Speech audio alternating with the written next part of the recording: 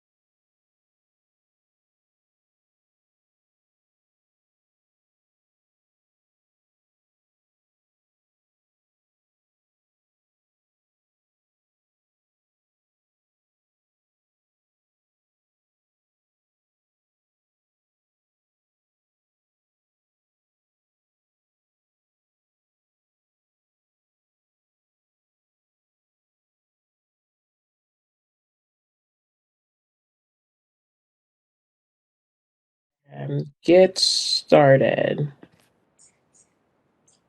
And then we can welcome Eric and uh, and have our discussion with our faith leaders who have, generously given up some of their time to be a part of this. So, am I live now, Pramod? You are live. Awesome. Good evening. I am Adrienne Billings Smith, co-chair of the West Hartford Human Rights Commission, and I'd like to call to order tonight's virtual general meeting of the members of the West Hartford Human Rights Commission.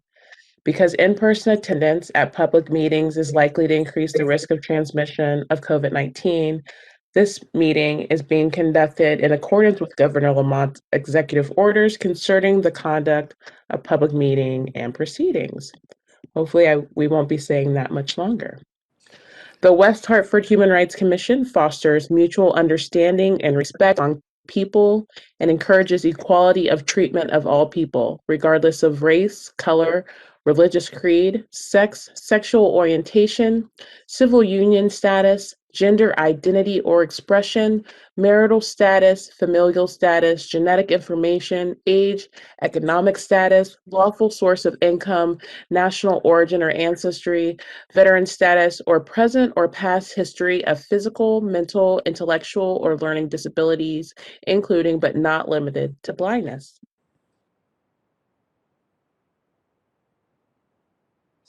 So welcome, everyone.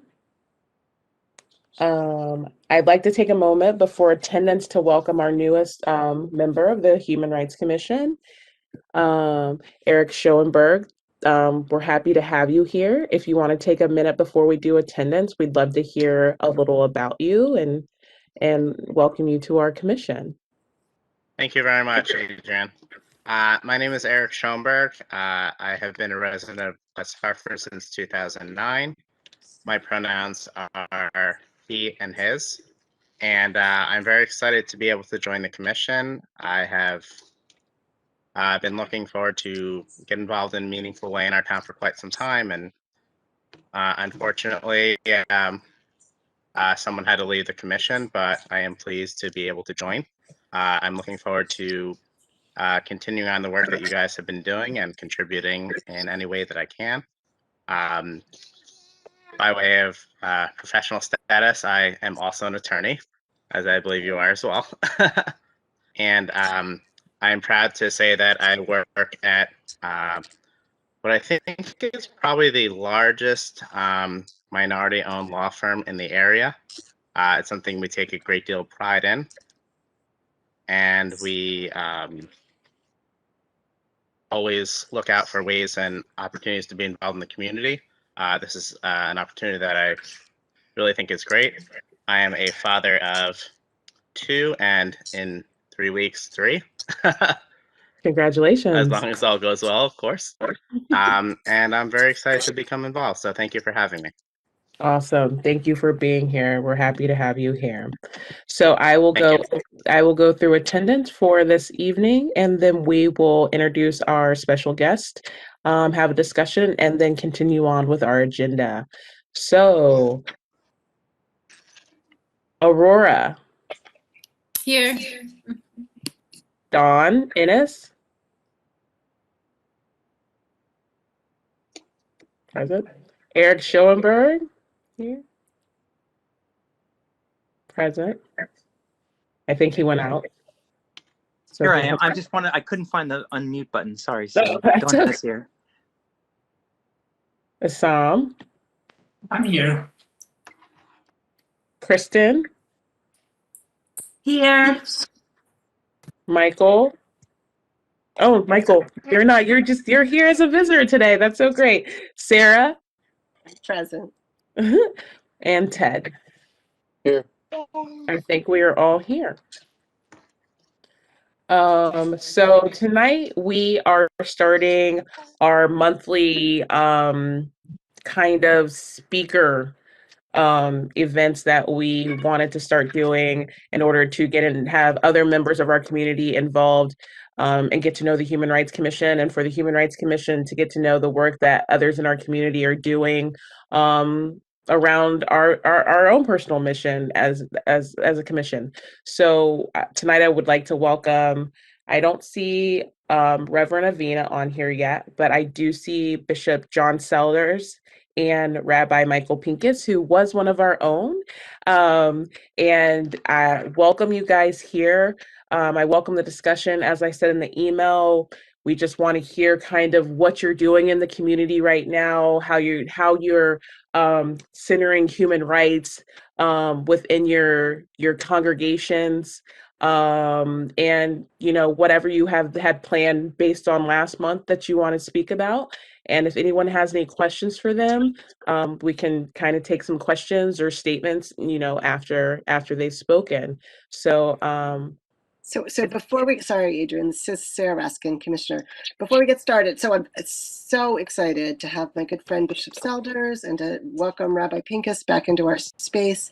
I just thought it was important for the public to know that we had also originally had a speaker from the Muslim community who was able to come last month, but when we changed the date, we found out was unable to join us. So we're really, really sorry about that. And maybe we can, at a future meeting, hear from other communities in our general area. Absolutely.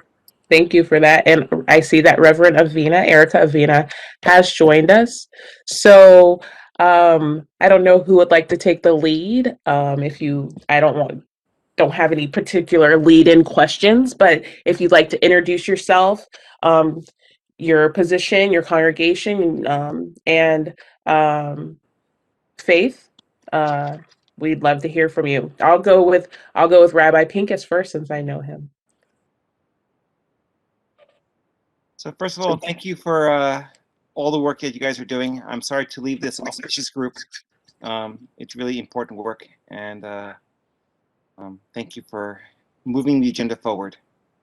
I want to sort of center what I want to say with a teaching that I think is familiar to many of us, if not all of us, but really guides both my rabbinate and my congregation. So I'm one of the rabbis at Congregation Beth Israel in West Hartford, the big red dome on Farmington Avenue as you're driving by. And there's actually a debate among the rabbis as to sort of what is, if you could narrow down or figure out one line, which is the most important line in the entire Bible, what would that line be? This is the type of question that rabbis love. And you can imagine there's 50 opinions about what is that one line. So the first person throws out the line saying, love your neighbor as yourself. Right? That's a pretty good one, right? Many of us could choose, if we're going to choose one line, that's a really good one, right? Another one chooses the line, be holy, because God is holy. Another one chooses the line, be a blessing. These are all great lines. But the one that wins in this imaginary debate among the rabbis is a line that says that God made human beings in the image of God. They were all made b'tselem Elohim. They were all made in the image of God. It's a really powerful concept. It blows my mind that that idea, that thought, is thousands of years old, and yet we haven't realized it yet. We still have a long way to go to live our lives as if we see every human being as made in the image of God, b'tselem Elohim. For many years, our congregation has been challenged by our bigger movement on the idea of audacious hospitality. How can we truly open up our tents? How can we truly expand ourselves to everyone in our community? Thanks to the help of Dawn in our community, we've made significant advancements in publicly welcoming in the LGBTQ community into our community. Now, this isn't a new thing for our community. More than 20 years ago, our congregation welcomed in the first lesbian rabbi into our community. But it was sort of done not in a public way. It was just sort of as a fact. There was some articles in the Current and things like that, but it wasn't a sort of a attention-grabbing thing. And so one of the things that we are wrestling with, and we're a pretty private community, is how do we let others know what we believe in as a way to lead and have other people follow. And so we have a task force working right now on anti-racism. We have efforts going on. We're working with great partners. I think most of you are familiar with GIA, the Greater Hartford Interfaith Action Alliance, which is a wonderful organization, and working with them in terms of education and training. And sort of how do we live out that value that we're all made in the image of God. So I will not monopolize the whole conversation. I'll turn it over to one of my colleagues. If I can interrupt first to just say, when I came out to Rabbi Pincus as transgender, he said two things to me. He said, don't get a big head. You're not the first one. And the second thing he said was, you were made in the image of God. So thank you for carrying through with that message, Rabbi. Absolutely. Thank you, Dawn. Thank you for that, Rabbi Pincus. Welcome, Reverend Avina. I'm going to move on to Bishop Selders to start off with again, and we'll move on to Reverend Avina. in this conversation, and we'll have a good discussion, I think. So welcome.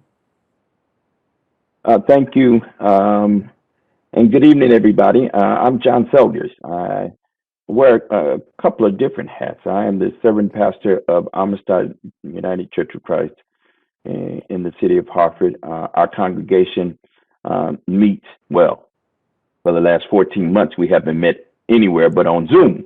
But when we do resume, we meet currently in the chapel of Hartford Seminary for about the last decade. This year we will celebrate 20 years of ministry to the greater Hartford and Connecticut community. I'm pretty proud of that. 20 years of anything is a significant piece of time. And so Amistad didn't exist until it was birthed in my own heart and spirit. And a couple other people said, yeah, do it. They really meant you go do it. But anyway, and so here we are. And then a number of years ago, I want to say our ministry expanded in a significant way to include the work of More Monday CT.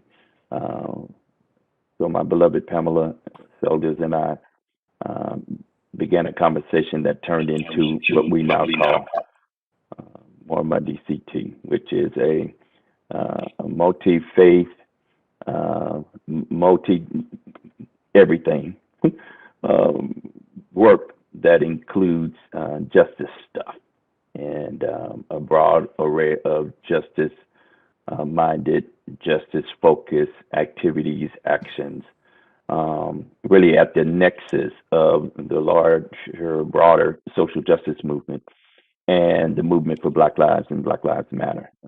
Just by way of introduction, Pamela and I and our children we're all from St. Louis. So when Michael Brown was killed in 2014, August 9th, 2014, something snapped off in my heart. Something different. This was a Newtown moment, but in my hometown, if you will. I was born and raised in the town right next door to Ferguson. And so when that thing jumped off, conversations ensued. We were back and forth to St. Louis and to Ferguson over the course of that late summer into the fall. And then coming back here, activists and faith leaders had a meeting. And out of that meeting, that late December of 2014, the kernel of what we now do as More Money CT was birthed. So that's by way of introduction. We've been engaged and involved in lots of things, from hosting large-scale Black Lives Matter events, rallies, and what the kids call turnups, I guess I should call it that. As well as we've been the co-chair of the Connecticut Poor People's Campaign, connected to the National Poor People's Campaign, and so I'll stop there and leave room for some further conversation. Again, appreciate the opportunity to be with you and to share.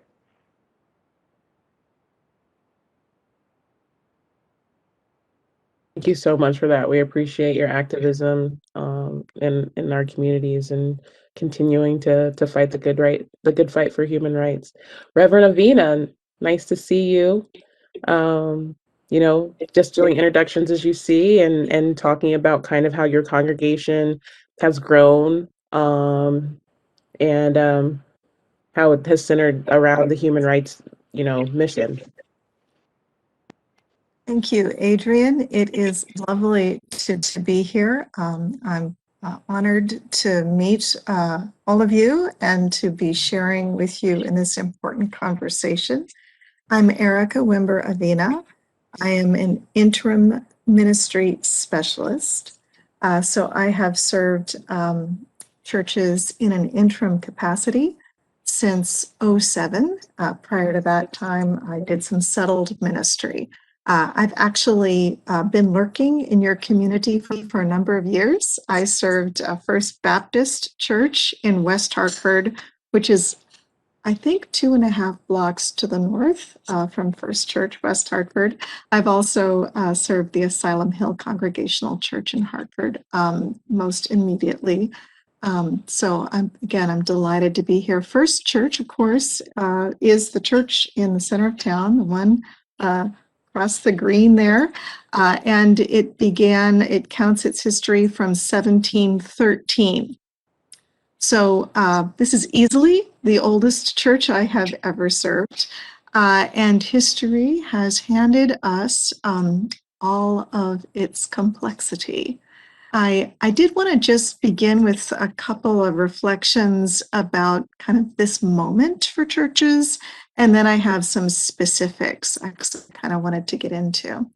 Let me just say that culturally, this is a really challenging moment for houses of worship for a lot of reasons, and for Christianity in particular. Broadly speaking, the misconduct scandals of the last decades have eroded, rightfully in my mind, a lot of the unquestioned confidence that people had in religious institutions. First Church has this in its history. This is no secret. You can Google the Hartford Current articles. It was confronted and appropriate actions have been taken decades ago. But there was a human toll that is carried forward. Confidence was broken. So this is also a time of increasing diversity in the community, which means we are all in a moment when we do not always understand one another as well as we think we do. As an interim pastor, I can speak to the broader view of what is happening in churches and how First Church fits into that.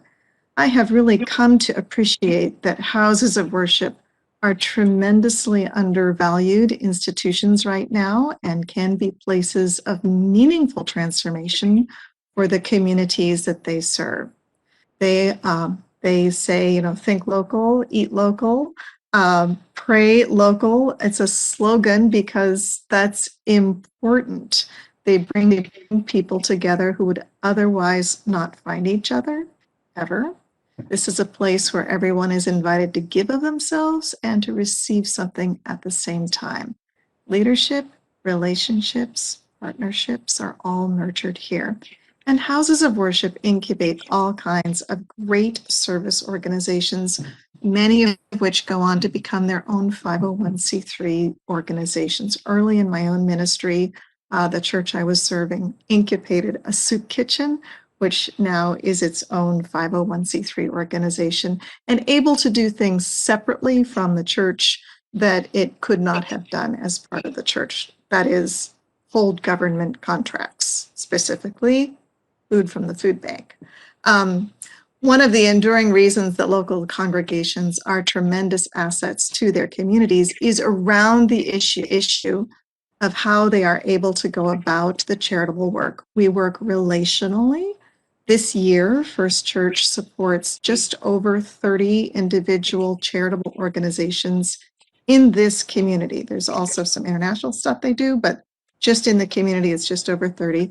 In each case, we gather a group of volunteers and often money or other resources that the charity itself is asking for, creating a kind of a standing partnership, lines of communication and opportunities for reflection and learning.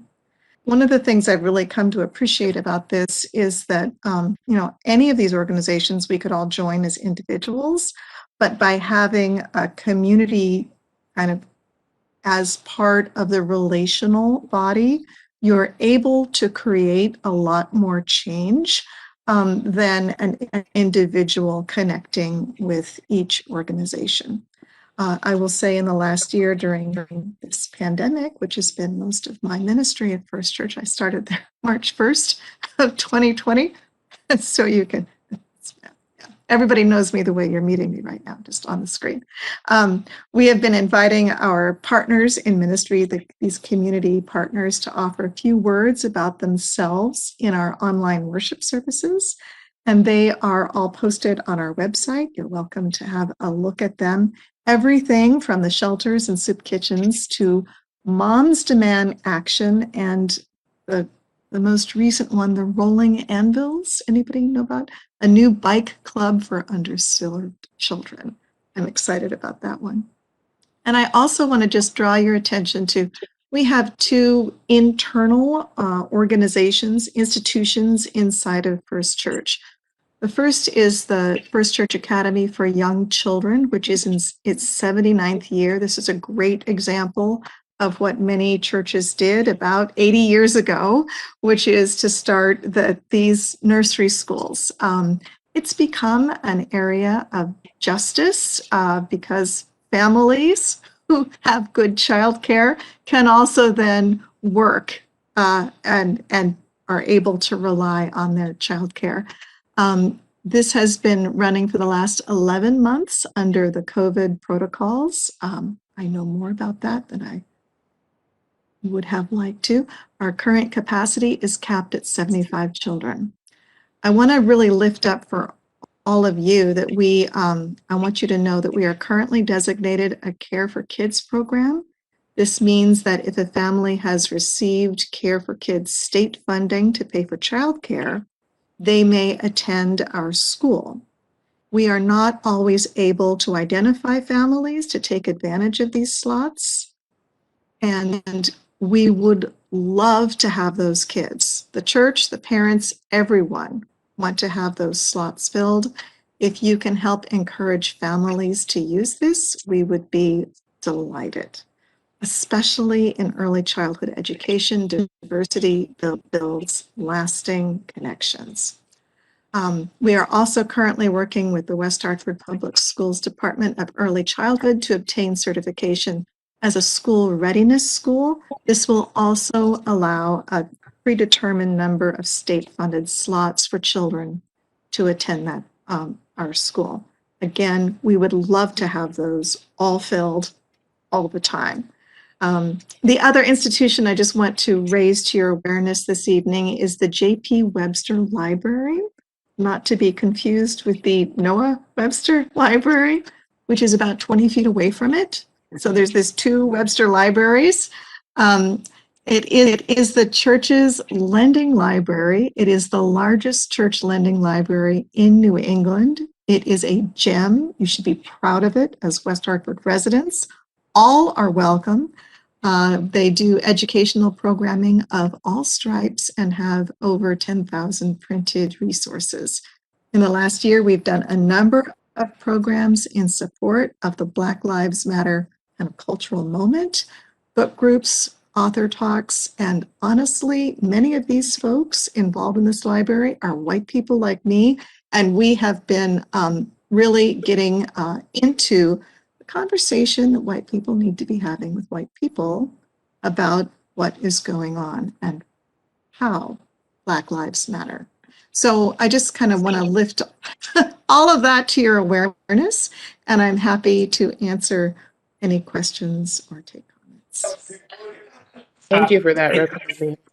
This Go is ahead. Humbright, co-chair. I just want to thank you, all of our guests tonight for the amazing insights that we've all benefited from today, and a special thanks to my dear friend John Silders. I'm very happy to see you everywhere I go, which makes me always happy and smile. So thanks for joining us today, and thanks for all you do. Thank you. Adrian Billings-Smith here. I second that. I'm so happy to have you all here and to talk about your work and everything that you've been doing. Does anyone have any questions or statements for? Absolutely, Don, go for it. And Thank Eric, you. yes, absolutely.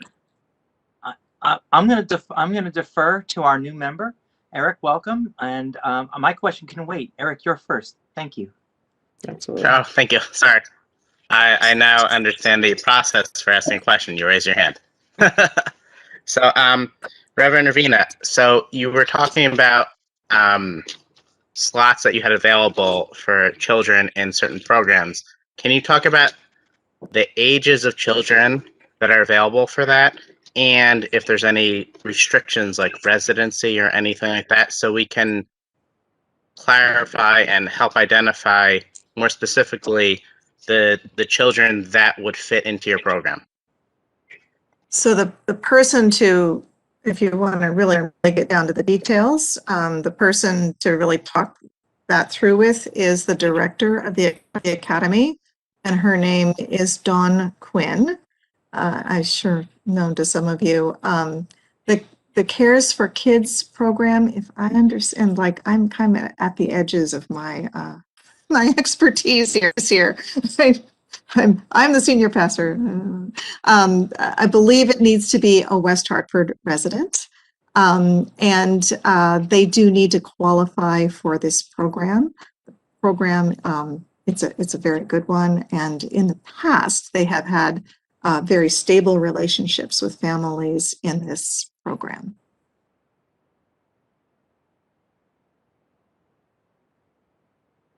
Adrian Billing-Smith here. Thank you for that question, Eric. Don, do you have a question? I do, and this is for any of our guests, whoever would like to answer. I am a college professor, but mostly I am a journalist by trade. And one of the stories that I've been reporting on for, gosh, the last couple of years is the rise in the number of UNs, the unaffiliated, the people who are no longer joining congregations or not attending services of houses of worship. What is your strategy to not only be relevant and carry out human rights justice, but to survive?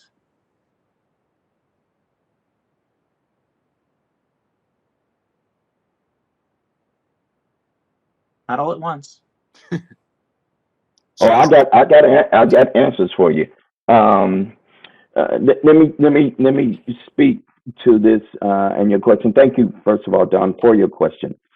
I believe in the Christian context, which is who and what I know best. I know Christians and our goings on. We are multi. I often say that there is not one Christianity. There are multiple Christianities. So that being said, that we are a tribe of many different stripes and hues. I am from a particular tribe and a particular cultural tribe. I'm a Black man, just in case you didn't know, and I come from the Black church tradition, and I now for the last 30 years plus have served largely in a primarily white denomination. So therein is, quite a bit of a cultural context. Reverend Erica and I share in some of that together over the years. So let me say a couple of things. One, the church, I believe, as we have understood it, in its glory years in the last 100 years or so, probably had its heyday in the 1950s. And so I think here in New England in particular, we are struggling trying to reinvent in many instances. Please take us back to how it used to be back when I was, and so there's lots of grappling with the newfangledness of church. It is not the center of activity as it once used to be. In an African American context, the church used to be not only the center of a social life, it was the center of all life in many instances. So the very first African American congregations that were planted were not only places and houses of worship, but they were also cultural centers. They were also schools. They were also the places where resource social justice activity of all kinds happened. That's shifted and changed to some measure and to some degree. And oh, by the way, this thing called the internet happened. All right. Or as my grandmother would say, the internet. Everything has an S on it, So, so all of a sudden, what used to be mainstreamed, what used to be understood culturally, all of a sudden shifted. And so one of the things when we planted Amistad Church, for example, 20 years ago, I went on television. Now, not in the televangelist kind of way. I mean, you know, there is that version of what television is. I went on public access television. I didn't know how countercultural that really was, that decision. But what it did was it made the congregation and who we reached a actual viable understanding of who and what and how we could be a faith community in the community together. So I have argued with our denomination for a long time. When we do our annual reports, I did a little protest, and I still am protesting it, by the way. They asked the question, how many members do you have? You know, how many come on Sunday? And I suggested a long time ago, that's the wrong question. It's not how many people you sit in the pews on a Sunday, how many people you reach throughout the week. They understood, nothing changed. Anyway, but what that meant for me is that our ministry from the very onset had this kind of non-typical understanding of who were members. I stopped referring to folks in the traditional sense of members. We had ministry participants, all right, for example. We shifted language, ministry supporters, as opposed to just member. This wasn't a dues-paying social club. Again, kind of different. So what I'm suggesting is, and now who would have known 20 years later, doing Zoom and doing video was old hat for me. My colleagues struggled because of the learning curve. And I learned from my nieces and nephews down in Ferguson, you can organize using social media, which is another thing that now in this era now that congregations and faith communities are having to struggle with and wrestle with. So I'm laying that to the table. Hopefully I'm hitting some of what you ask in your question, Don, that there is now, and I was having these conversations and I felt like I was a fish out of water. I understood we needed to shift and change and needed to express ourselves in a different way. Now my kids understand the young people. Our youth department is growing. You know, the folk who used to be youth, now they're having children. How did that happen? I don't know. And so now we're having a new conversation about how do we make ourselves significant and relevant and stay on the cutting edge, not necessarily to stay on the cutting edge, meaning not just because it's the thing to do and it's the vanguard, right? But actually, how do we be relevant so that what we are offering, how we are engaging, what we are doing creates meaning making? Isn't that what faith ought to be? It ought to be about how are we engaging in what answering the existential question, why am I here? Right? What is there a God? What is this God thing? And then, quite frankly, you know, who are we in relationship to not only ourselves, but the community, not just the family of origin, but also our families of kind and like. Thank you. Anyone else? I got a question. Reverend Avina, I got a question for you. You made the comment about white people need to be having the conversation with other white people about the Black community or Black people. What is it that you or your church is doing with Black people and or the Black community to have conversations among themselves about the white people or white community?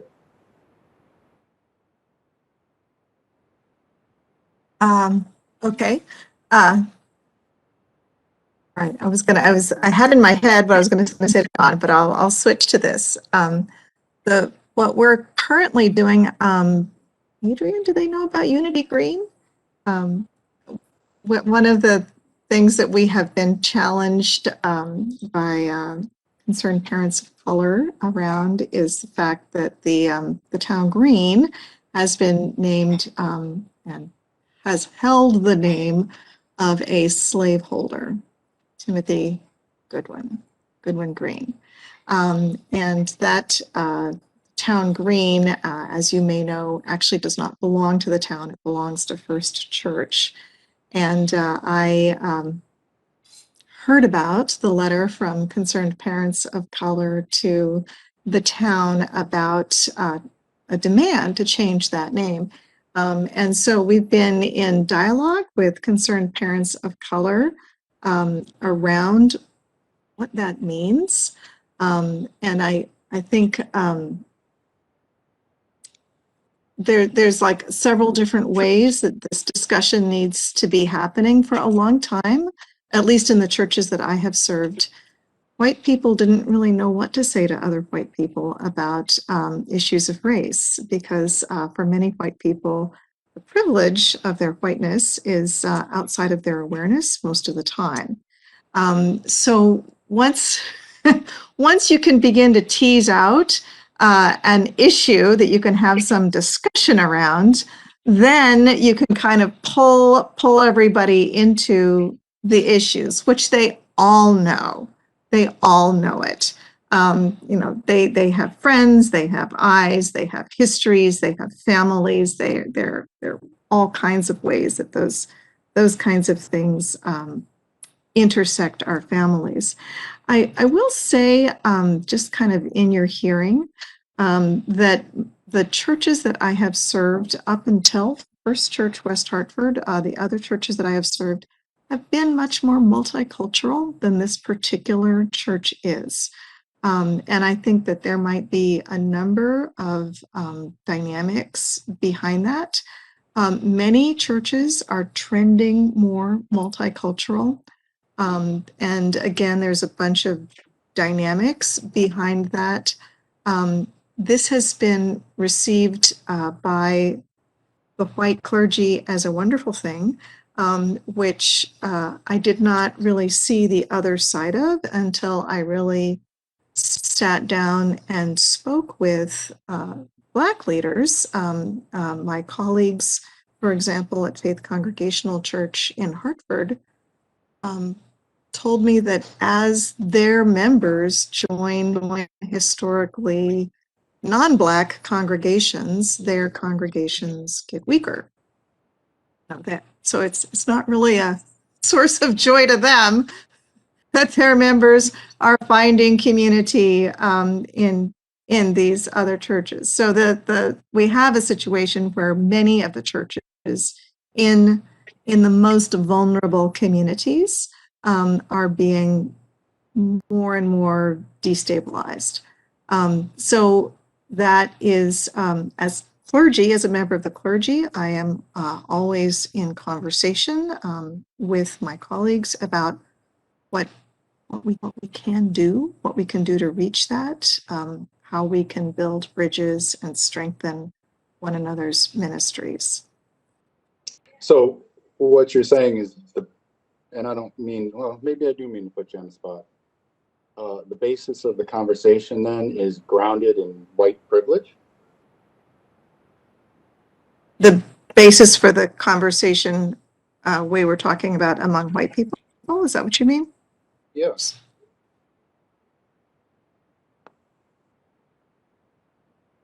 Well, that would be part of the conversation, is being made aware of that initial awareness.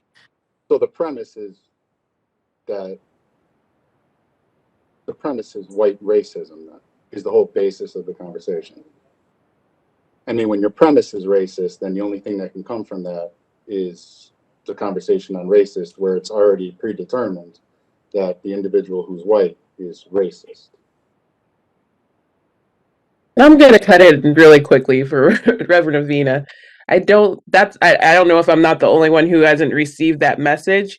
I think she's saying in order to have a conversation, you have to recognize some things about yourself. Having white privilege does not automatically mean racism.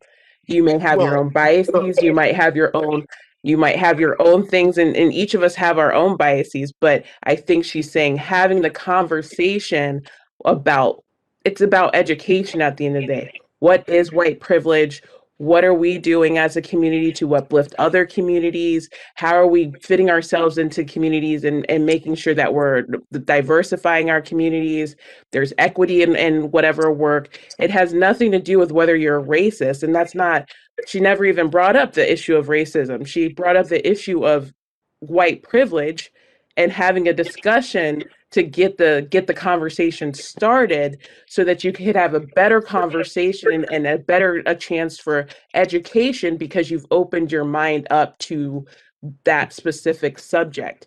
Not one time did she mention racism in this entire conversation, nor do I think she's alluded toward racism in this entire conversation. He's equating what she said with racism. Yeah, he's equating claiming white privilege.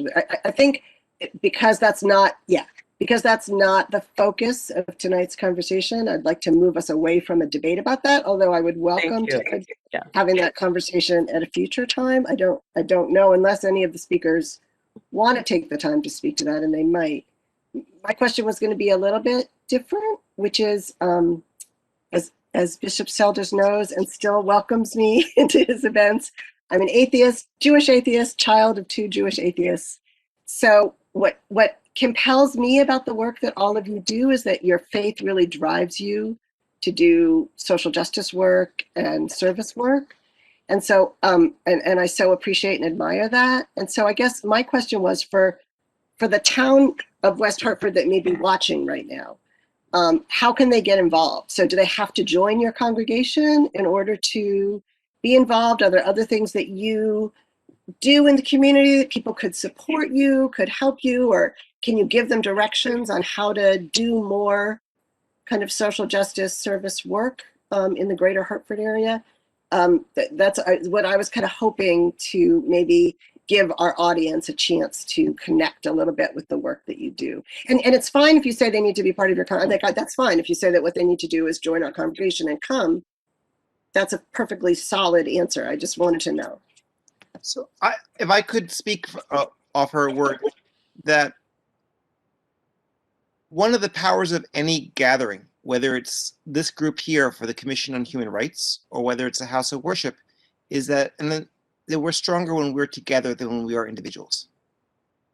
That individually, it's really hard to make a difference in our world.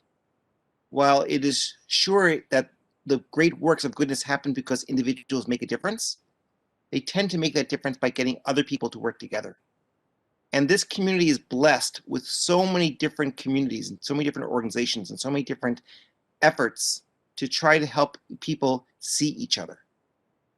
I think that, back to what Dawn was asking about, sort of the changing world we're in, for me, one of the big things about that affecting religion, but affecting everything, is that identity, how we see ourselves, has changed so much in recent years. And when we think about what human rights means, right, it means seeing both what does it mean to have human rights? What does it mean that my neighbor doesn't have the same rights that I have? What are my obligations? Who is my neighbor, right?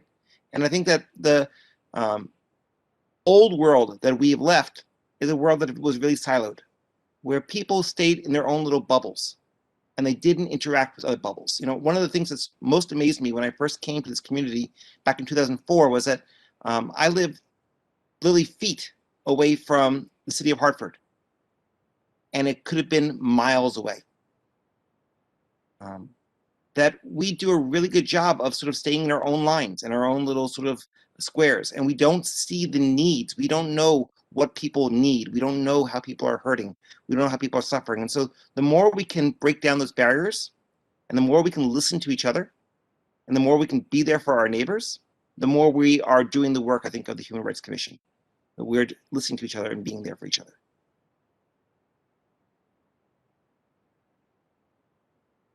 Thank you. I think Aurora, she put her hand raised. Go ahead, Aurora. I'm sorry. Aurora I'm Molina sorry. here. Oh, sure. I'm sorry, Aurora. I just want to dovetail because I think this is an important distinction that Sarah also raised. What Rabbi just said is a very important distinction. Who is my neighbor? That's a faith question.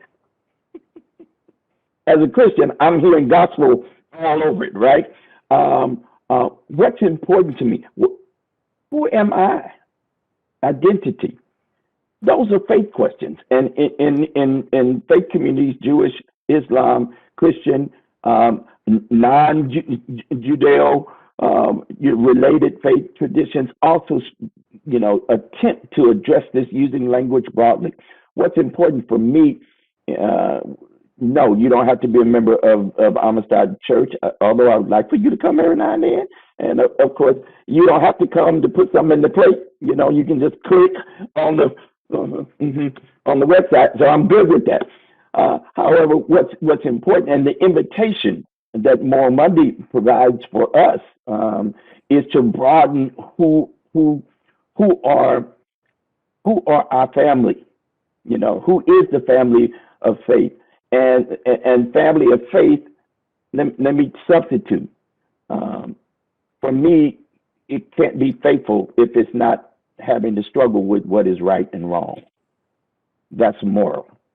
And so, that to address neighbor, the faith question in the Christian context, according to the gospel, is to love God first, and then to love neighbor as oneself.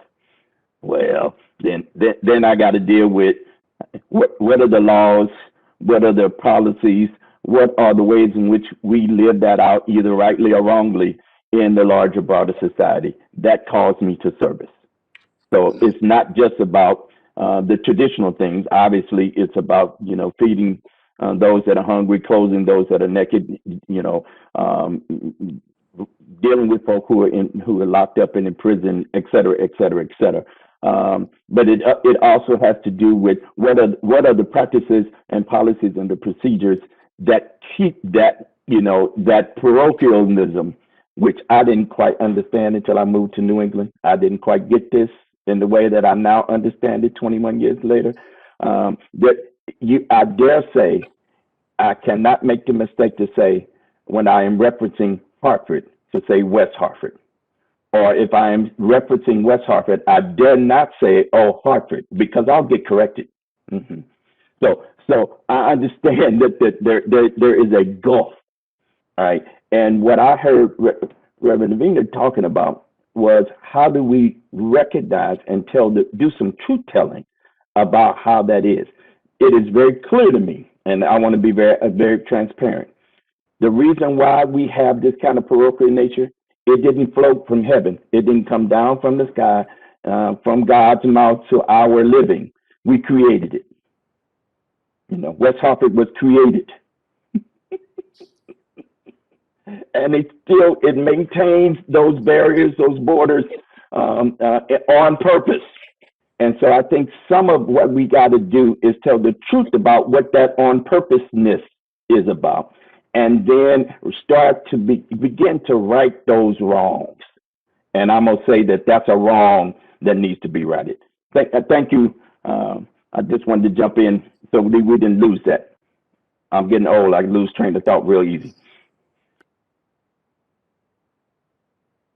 Thank you. Thank you for that. Thank you for that, Bishop Selders. To double back to Reverend Avina and to dovetail off of Rabbi Pincus. We have to, as Rabbi Pincus said, the part of human rights is a community, right? Doing better for each other in order to uplift people so we're all treated equally within the system. So Aurora, please go ahead with what you had to say. And I think Kristen had something to say after that. Hi, Aurora Melita here. Thank you so much to our faith leaders on the call tonight. We really appreciate you.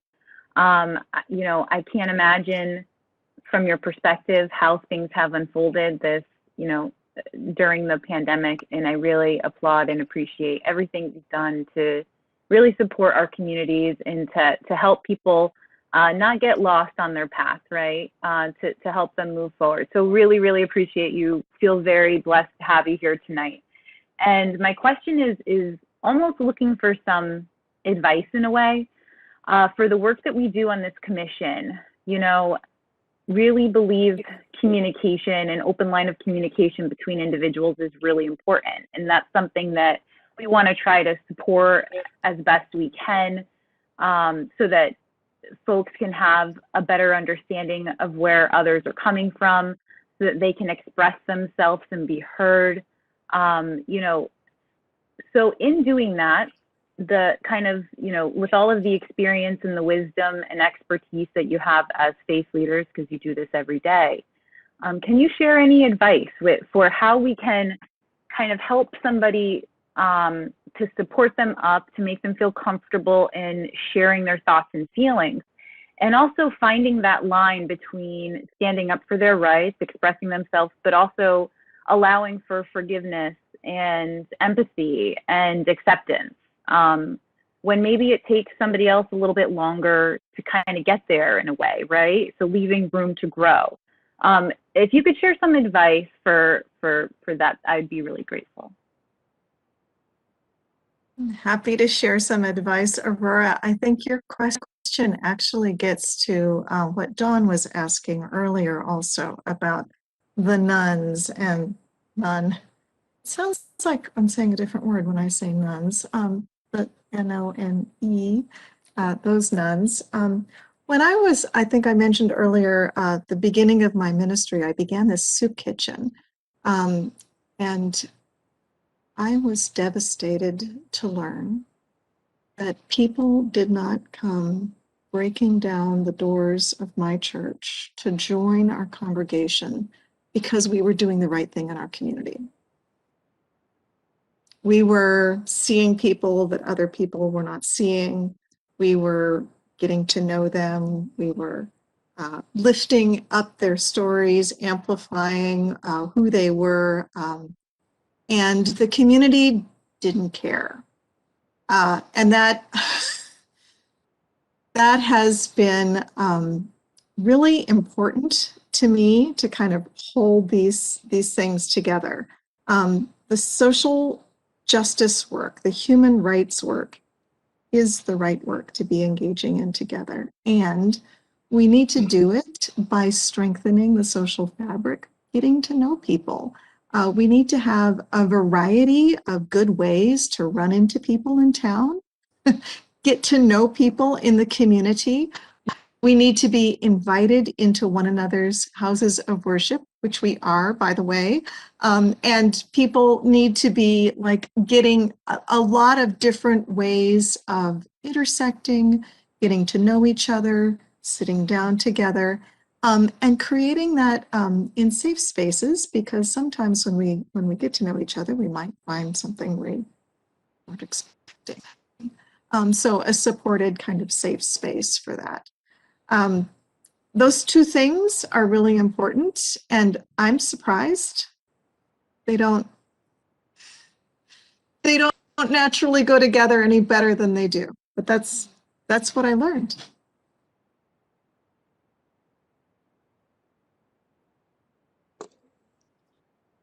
I'm sorry. I got something to say on everything. Please forgive me.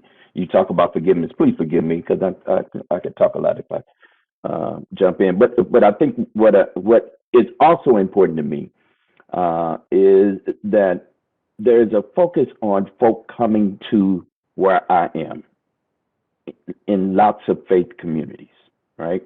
Come to my congregation, come to my church, and what I have learned and have engaged in and continue to remind our folk in the broadest sense, it's also our responsibility to go to, right?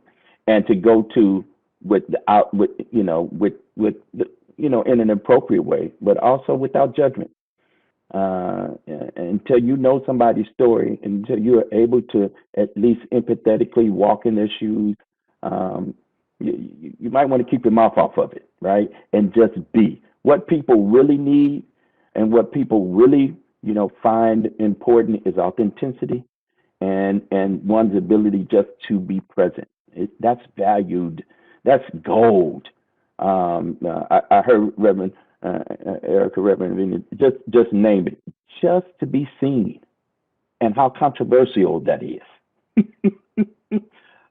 Because what I have experienced, This is not just a New England phenomenon, but it is here that we worship our buildings and our things and our stuff.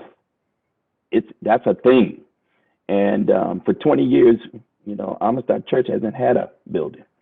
Now, I sometimes lament the fact that we don't have a building for programming purposes and such. But largely, our focus is not the maintaining of the building. It's actually trying to attend to the maintaining of the relations. I'm an organizer, and I'm an old organizer, and it really is about, and I believe Jesus, who was a Jew, he wasn't a Christian. So thank you, Rabbi, for that. I appreciate what you've gifted, what Jews have gifted to Christianity, right?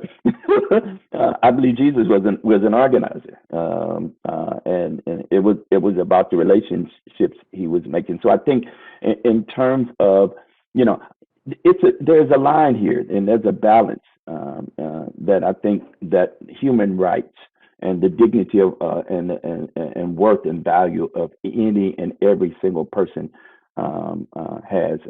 I think that's an important distinction to make. Malcolm X, before he was assassinated, was going to make the case at the United Nations and call the United States and our government to task, not about civil rights. Dr. King and them was working on that. He was going to charge that we got some problems around human rights. And I think that's what got him in trouble. I think what got Dr. King in trouble historically was not that he was advocating for Black folk down South. That was its own thing, but, he was allowed, that was his lane. It was when this Poor People's Campaign began to make the connection between poor people and immigrant people, and the poor people in Appalachia and the poor people in urban centers had some commonality. Then that started, now we got a bigger tent, right? There's a bigger community to be concerned about. I think when we start to talk about human rights, and let's be clear, we're talking about that which purports and engenders us to be in some kind of collective with our differences, also understanding e pluribus unum. We are one. We are one human family. When we start dealing with that, and then seeking ways to recognize our difference, but also recognize our commonality and hold those two things are not mutually exclusive to one another. Then all of a sudden, what we do becomes controversial. What we do becomes stands in the way of what people have organized themselves to really think through. I'll shut up. Sorry. No, thank you. That I think that's a great, unless someone else has something to say, I think that's a great way to end it. We are one, and we have to uphold each other and uplift each other in this fight for human rights and our mission. No matter what some of our differences may be, I think that we are, all hope that our neighbor is doing as well as we are at the end of the day. And I'll bring it back to that, when we have to be together in this charge, in this fight together, to ensure our community and our communities are being uplifted, whether it be by a tinge of a name of West Hartford versus East Hartford versus Avon. We have to be in this together as a whole at the end of the day. So I really appreciate you guys coming on today and sharing with us. We're going to continue on with our meeting, so we'll let you get back to your daily lives. I know you are all very busy, so if anyone has anything else to say, feel free, but if you don't, we will let you guys hop off and we will continue on here with our commission meeting. But thank you so much for being here. We appreciate it.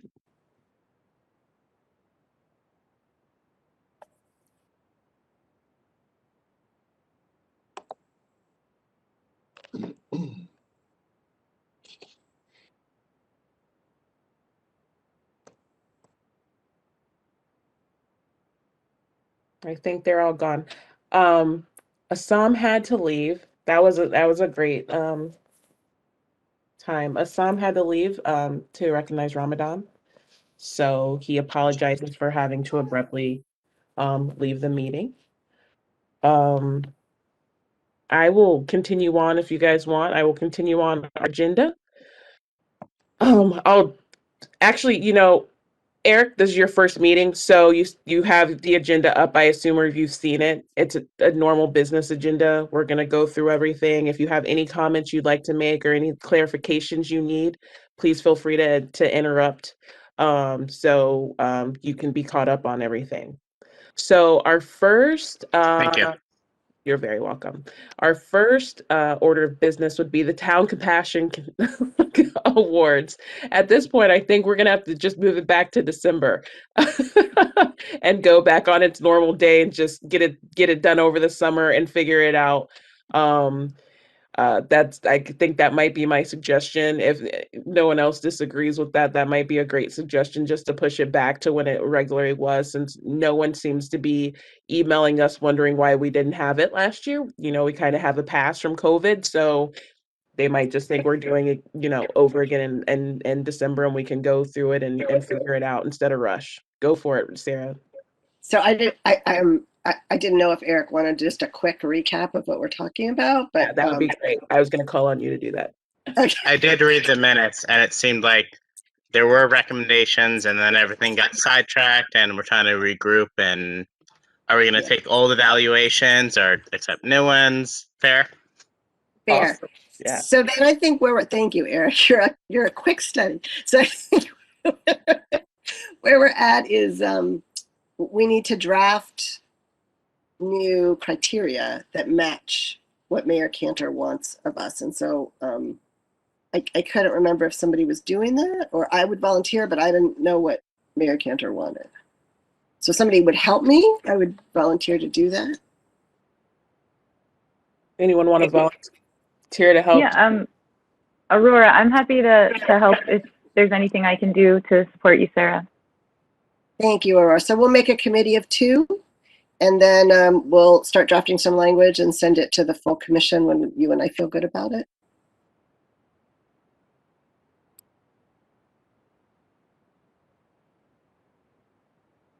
Good deal. All right, on to new business. Don did write an email about West Hartford Pride, which is the entire month of June. We have traditionally been a part of it, a partner with West Hartford, the West Hartford Pride Committee. Don and Sarah have been able to attend meetings. I have not, unfortunately, but is Don pop back up? All right, perfect. So if you want to give everyone an update of what's going on and how we can support the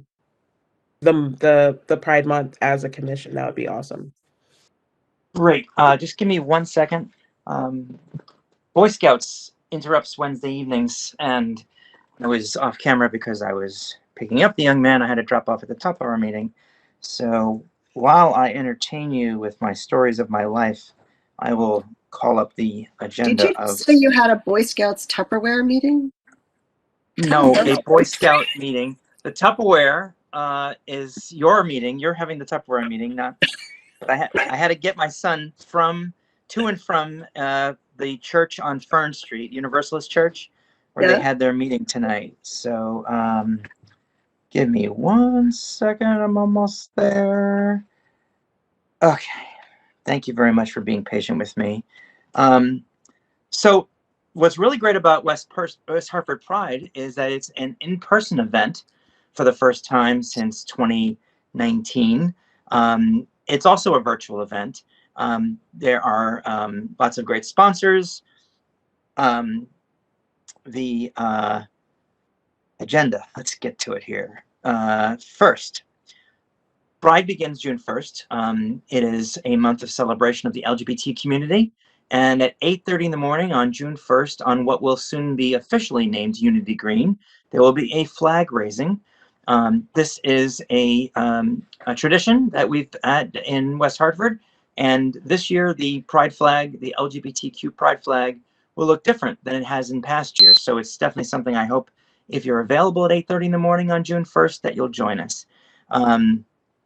There are other events, and let me just get to those now.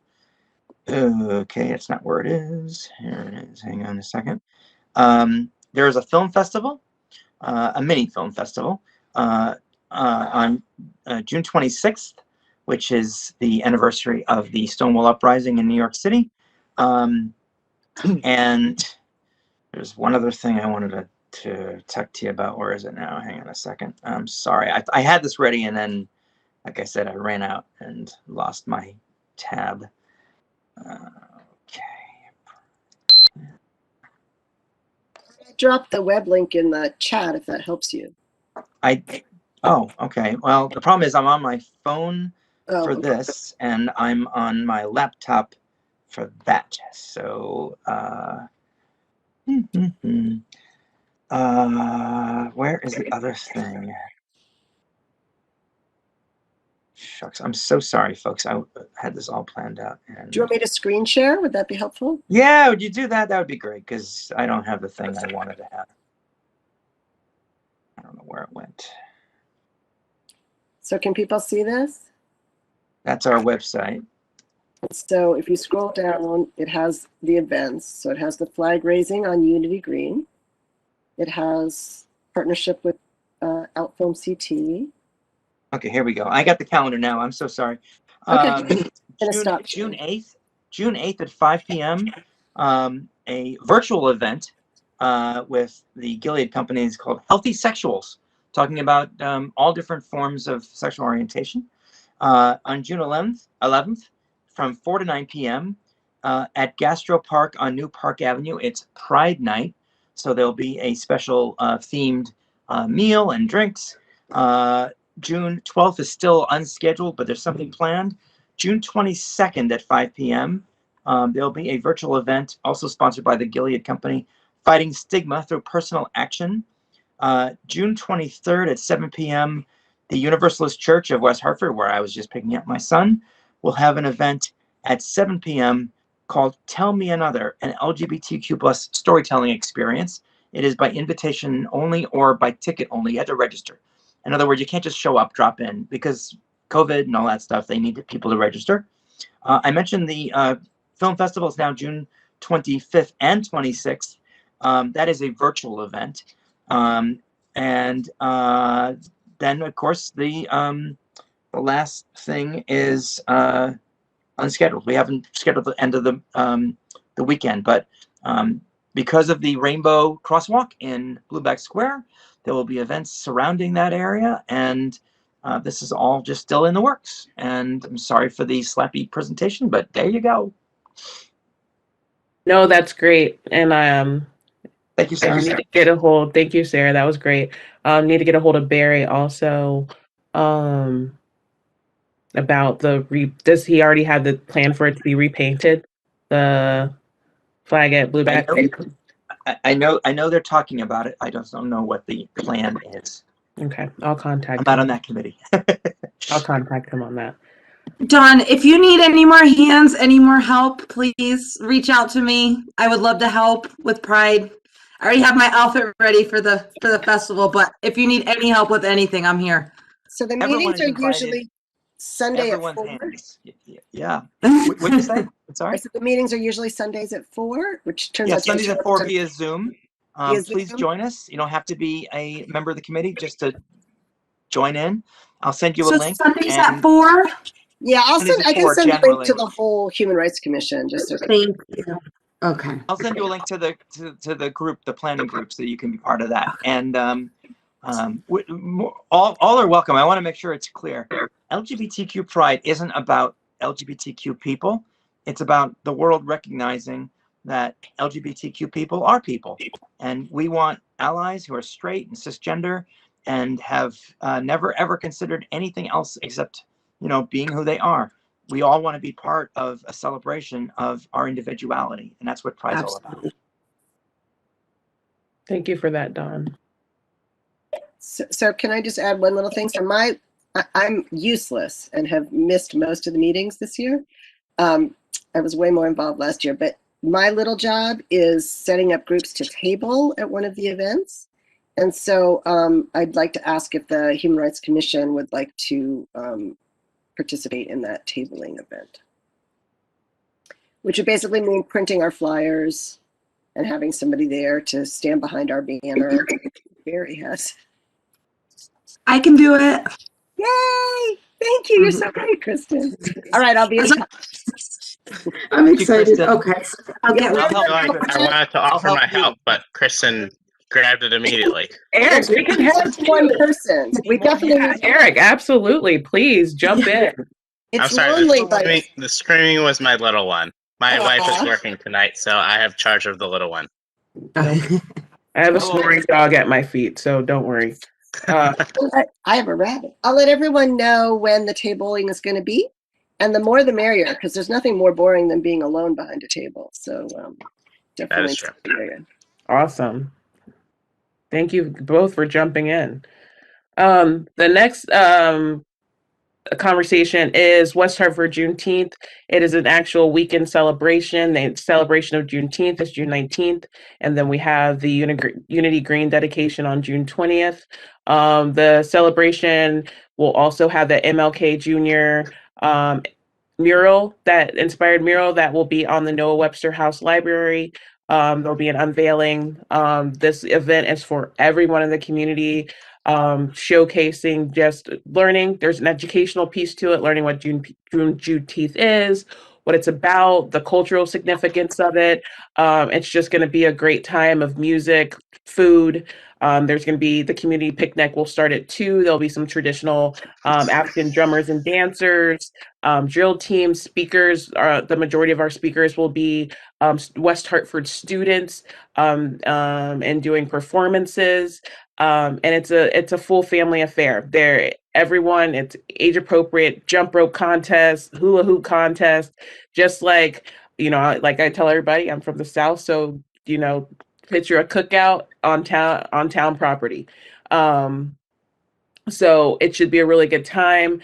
As I said, the next day on June 20th will be a service at First Church West Hartford, and there will be a virtual piece, and they're working out there's a registration that I can share, how people can come inside the building, because they're keeping it to a certain capacity.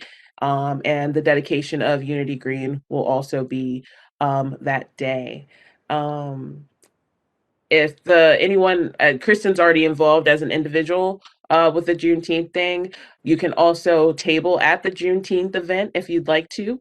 There will be vendors, and there will be tables just for this, for human rights. Wasco will be there, Noah Webster House, just for educational pieces, so people know that we're out there. So if that's something that the commission would like to do, then we can talk about it, and people can volunteer for that also.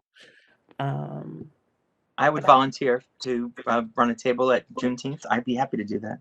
I would be Awesome. happy to help you, Dawn. Awesome. And just be there in general, because it's going to be a lot of fun. It's going to be a great community event, and it's something great for our children to be a part of, and learn another piece of our national history, and why it's important for all of us to celebrate, because it deals with freedom and justice and human rights and all those things. So it's exciting. And I'm done. So Ted, Can I ask you a question? Can I ask a question Absolutely. before you do? Just to make sure. So I know Juneteenth is obviously June 19th, but the Unity Green dedication is actually the next day, right? It's actually two events. Yeah. Just making sure. Okay. There was Thank two. you. We couldn't fit it all in one day. That's how Yes. big we're making Yes. it. No, it's separate events. Thank you. Yeah. And Ted, any updates from the coaches?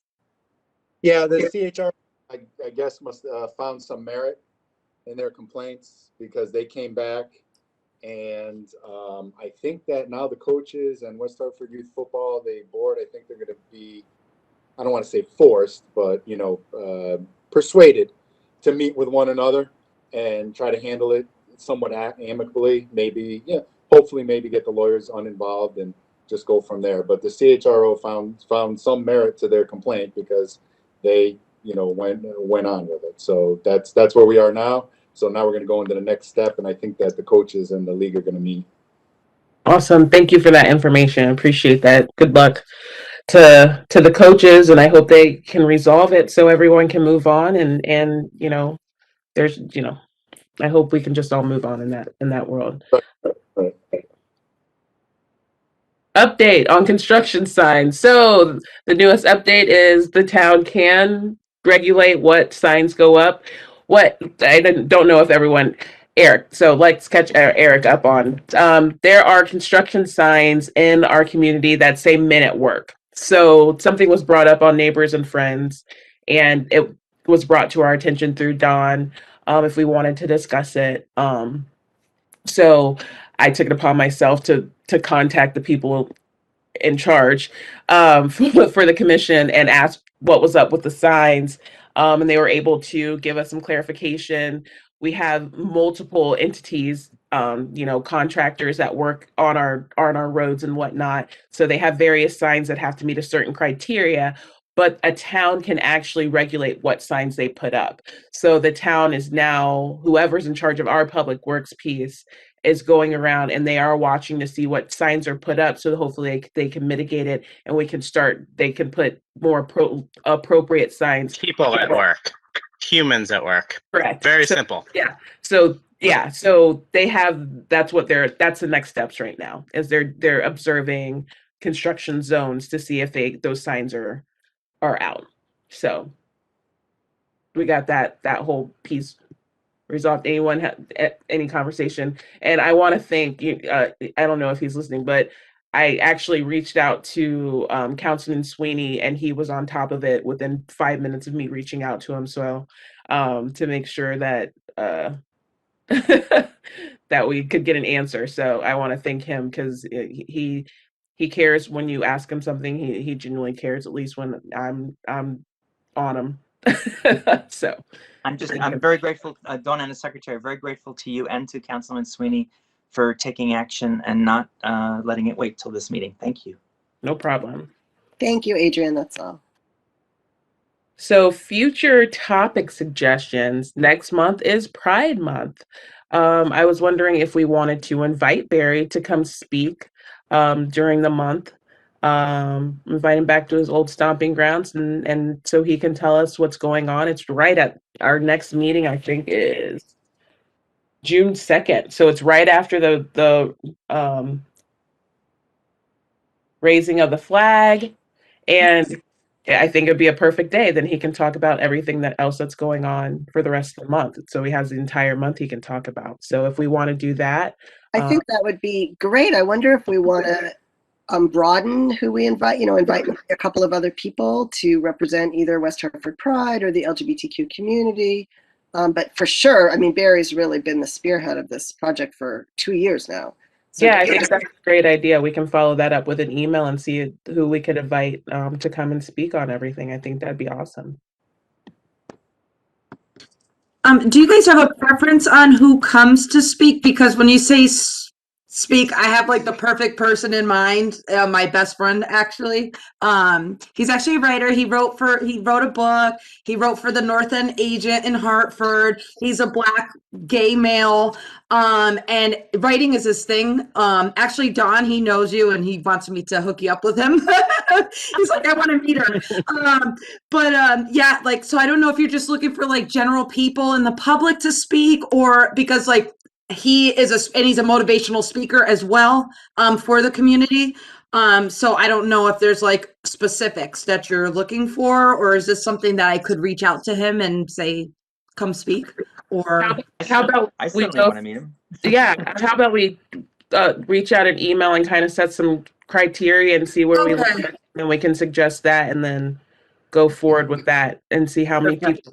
Everyone might have a suggestion, and we only want so many people, because 3 people on took us an entire hour. And let's not forget, we want to focus on human rights. Human rights would be our criteria.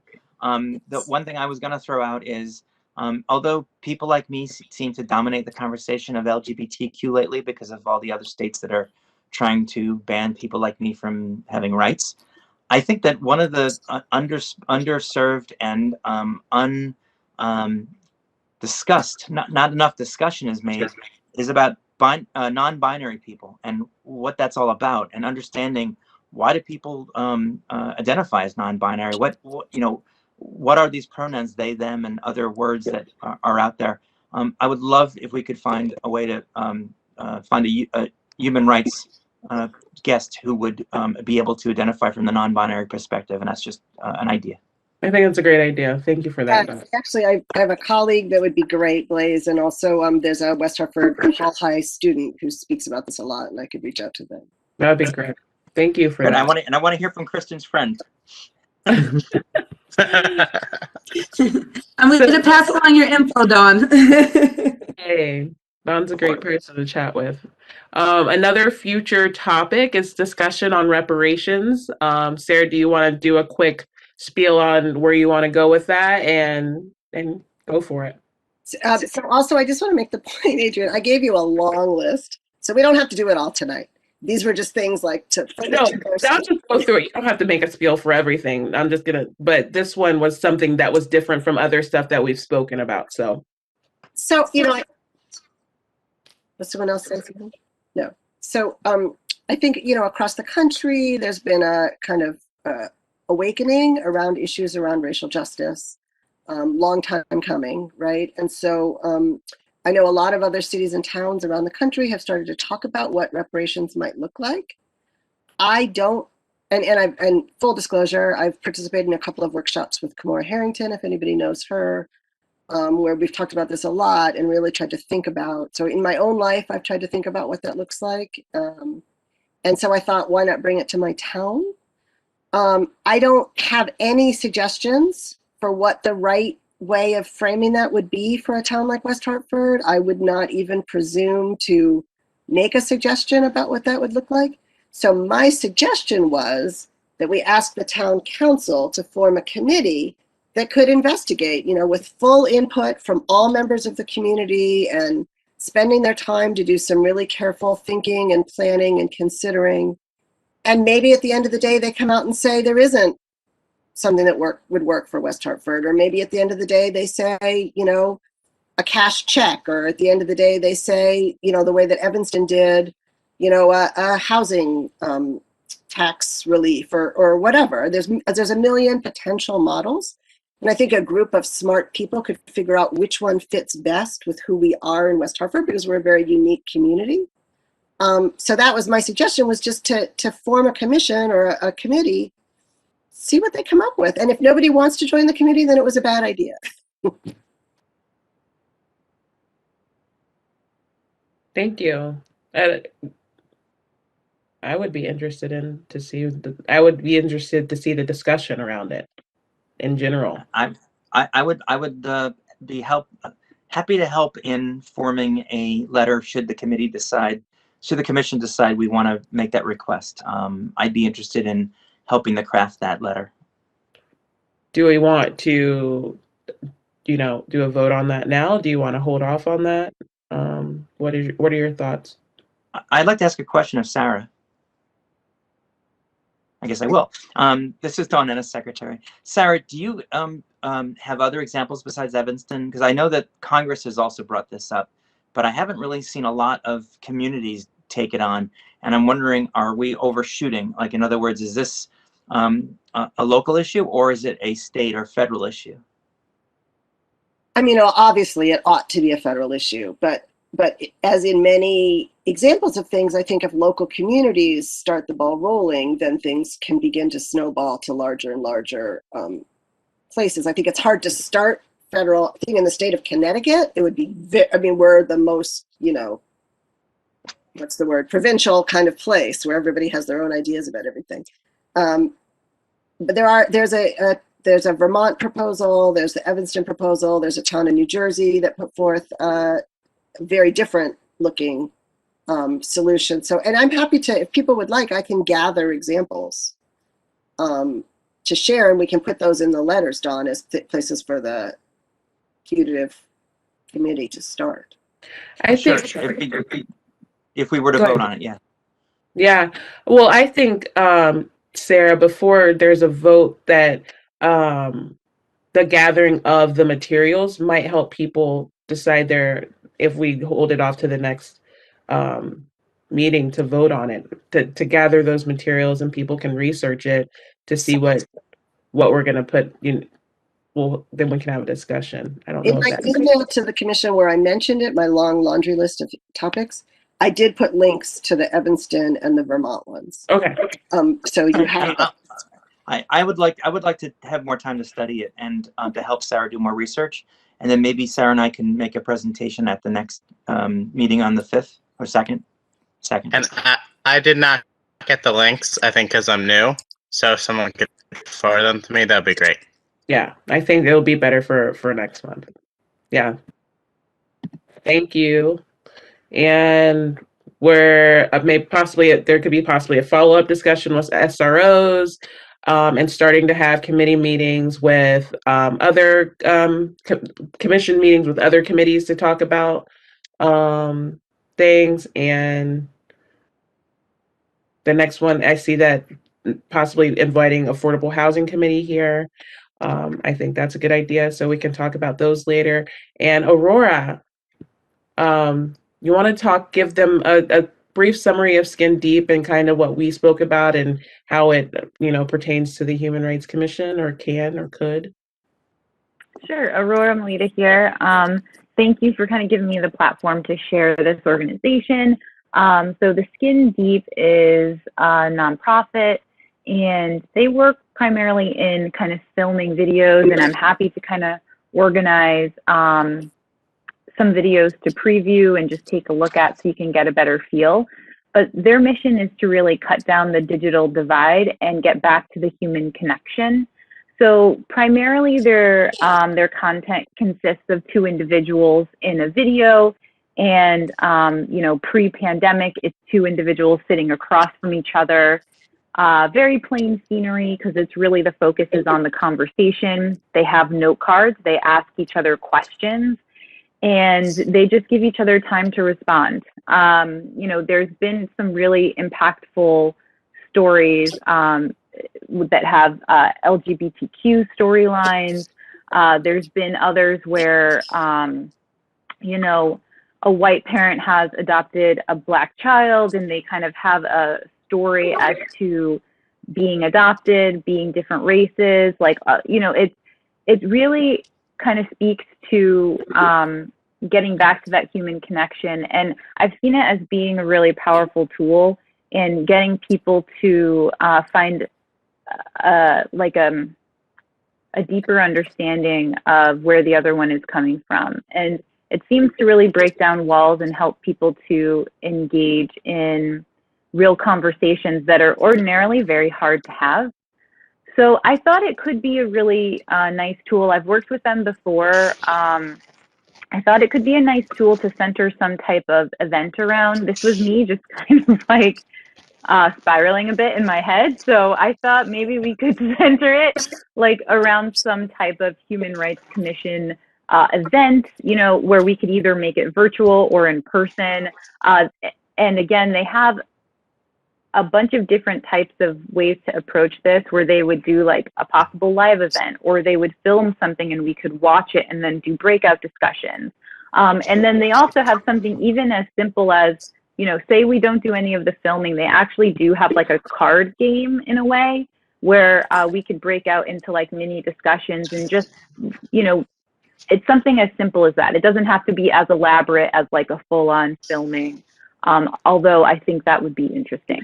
So I'm sorry, it's kind of a bit all over the place. I'm happy to get it more organized for everybody to consider as well. But yeah, that's it. Yeah, I think that I like the idea, as I told you when we spoke, of it's a great way to put ourselves out in the community as a commission. It's a great way to bring our mission to the forefront and have people talk about different things. We're not always able to talk about every ism or whatnot in our meetings. So to be able to kind of discuss it and putting it in place where people can have a real discussion with one another, what would be deemed as opposing sides in some cases, can sit down, and it rehumanizes, like you said, that human connection with one another.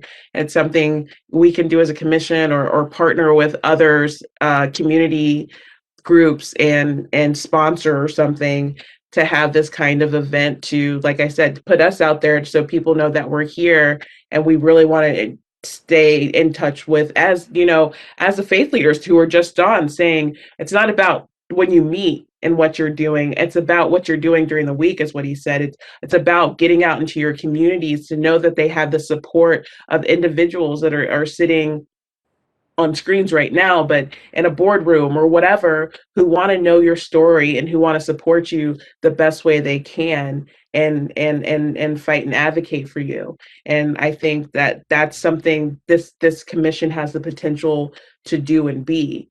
And so I think it's a great idea, Aurora. If you would get other information and send it, I think everybody would like to see more. I would go ahead, Ted, for sure. So what would that be? Would that be something like we sponsor, I don't know, white privilege, since we were just talking about it. We sponsor a discussion on white privilege, and we have someone on one side, someone on the other, and they're talking, and there's no yelling, no screaming. They're having a discussion going back and forth, and that gets taped, and that's sponsored by the Human Rights Commission. That's something you can actually invite people to. You can have a theater, whatever, you know, and we do that every so often. That's kind of what you're saying? Yeah, Aurora here. So Ted, that's a great question. And I think there's a lot of room to kind of figure out how, because this is just the general idea of what the Skin Deep does, but we can kind of cater and cater it to make sure it works for our commission, if we are to move forward with it. But yeah, we could certainly pick like some type of theme topic where maybe that's what the questions are centered around. But ultimately, there is, freedom in, what people want to actually talk about. You know, you always have the right to kind of skip a question if you feel that it's not something that you can connect with and feel comfortable speaking about. So did that answer your question at all? Well, I'm just trying to visualize it. Would it be put together almost like a debate where the audience can give questions and you ask questions of the I people? see. Kind of like that? Is that?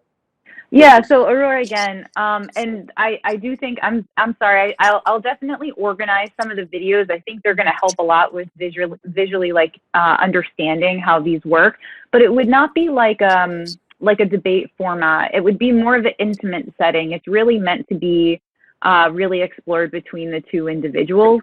And I think the idea of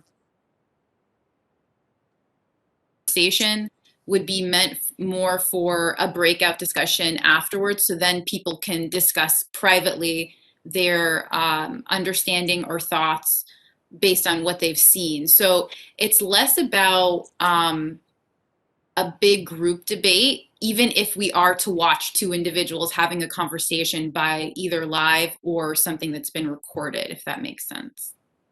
Well, I don't necessarily mean debate. I was just kind of laying out the format, a discussion. I was just commenting more on the format than anything else. Oh, okay. Yeah, I see what you mean. So this is Dawn. Yeah, go ahead. Go ahead, Ted. No, I was going to say it's not like one of the town halls that the presidential campaign had, where two people were talking and then people were asking questions. This is more of a group watching two people engage, and then individually breakout groups would then engage on those topics that they discussed. Is that what I'm hearing? Yeah, so that could be the way that we would like to do it. And also it could be that nobody actually watches a conversation, that they only engage by interacting in an individual one-on-one. So and there are so many different ways of doing it. And Ted, that was a great question. And I do think when I am able to send out some examples, that it's going to be a lot easier to kind of visualize and gain an understanding of how we may be able to design this. Okay. Yeah. Thank you. Awesome. Thank you so much. All right. Well, we have an open discussion. So if there's anything anyone else would like to suggest for future meetings, anything you want to get off your heart at the moment, anyone? Yeah, so this is not on my heart, but we had started to collect photos and bios and amazing videos from some people who will remain nameless. What's the, I haven't done anything, but what's the, is that going, so help me out here. I never did mine.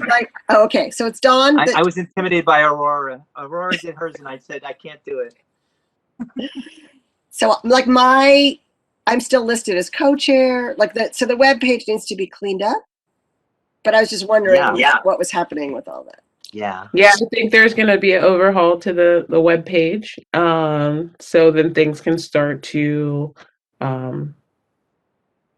get fixed, and also to the town hall page, since we have people coming in and out. So yeah, I think that we need to get your bio still to Don before June, and so we can have him up and celebrate us. And if you do want to do a video, then please do a video. Aurora did Intimidate. I don't know if I did a video. I don't think I did, but it doesn't matter. So she did an amazing job. That's what we mean by intimidation. Just was like, oh, so this is how we're doing it. We're not just going to be sitting in our pajamas. And you did a great job, Aurora. So please get that to Sarah or Assam. I don't know if you want to set a time limit. I think June you mean 1st? Dawn. Dawn. Sarah says no. Okay, Dawn or Assam, and by let's say June 1st. Let's throw a date out there. To I will do get it to myself by June 1st. Yeah, and Eric, basically, it's just what it tailors around. It's about yourself. Obviously, it's a bio, your picture, and then why you wanted to be a part of the Human Rights Commission and why the mission matters to you. And the next meeting will be Wednesday, June 2nd. And before you do that, you mentioned something about changes. Yeah. So this will be this will be my last meeting with the commission. I am so sad to be leaving. I am moving on to another board. I have enjoyed my time here. You guys are awesome, and I see that you're in good hands. I love to see us talking and challenging one another. I like to have that moment to be able to have that conversation. I will be there for the skin deep moment, and me and Ted can sit across from each other because we have a lot in common. We have a lot not in common, and I think that we'll walk out of there, smoking cigars and cheersing at the end of it. So I just want to say that I appreciate all of you, and I wish the best. This Thank you, commission Adrian, for all that you have done and for all your hard work and for stepping in and becoming chair. We really, really appreciate you, and we're sad to leave you, but happy to see where you're headed because I think your voice will be really, really important there. Thank you very much. I appreciate it. And I know Assam would say that you are leaving us in a better place than where we were. And as much as Sarah and Barry has propelled this Human Rights Commission to great heights, you and Assam and all of us have worked together so seamlessly to make a difference in West Hartford, and you will be missed, but we will carry on. Thank you. I know you guys will. You guys will be great. I'll be watching for sure. And anything you need from me, please don't hesitate. Everyone has my email now, so please don't hesitate. I'll be here, whatever discussion you want to have. If you have any questions or anything you need, this is my first home. So thank you. So with that being said, Wednesday, June 2nd is the next meeting. And would anyone like to motion to adjourn the meeting? A motion to adjourn. I'll second. And we are ending today at 8:43. A lot different than last month, but I'm happy to see you guys and have this conversation. So we'll see you guys next time. Yeah, take it easy. Good luck. Bye, everyone. All the best.